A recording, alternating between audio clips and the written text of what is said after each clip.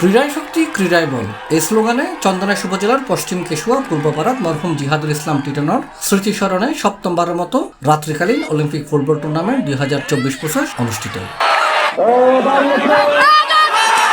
আর এই টুর্নামেন্টের আয়োজন করছি পশ্চিম কেশুয়া পূর্বপাড়া ফুটবল একাদশ। ডিসেম্বরের 22 তারিখ রবিবার কেশুয়া 1 নম্বর ওয়ার্ড পূর্বপাড়ার পশ্চিম কেশুয়া আলহাজ দেলোয়ার হোসেন সরকারি প্রাথমিক বিদ্যালয় মাঠত রাত্রিকালীন অলিম্পিক ফুটবল টুর্নামেন্টের ফাইনাল অনুষ্ঠিত।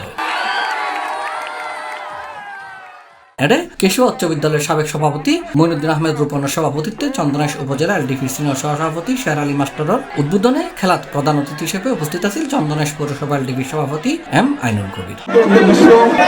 দেখার মতো ছিল। আমি বিজয় আর বিজয়কে উভয়কে অভিনন্দন জানাচ্ছি।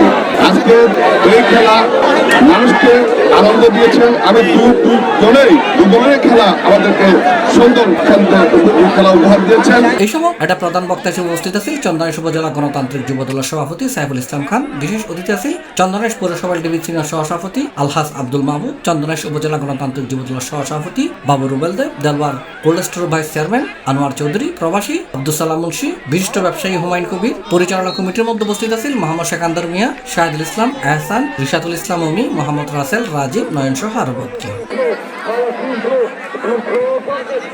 ফাইনাল খেলাতে অংশগ্রহণ করছি কেশুয়া খেলোয়াড় কল্যাণ সমিতি ফুটবল একাদশ বনাম নয়াপাড়া ফুটবল একাদশ। এডে 2-1 গোলে কেশুয়া খেলোয়াড় কল্যাণ সমিতি ফুটবল একাদশ চ্যাম্পিয়ন হয়।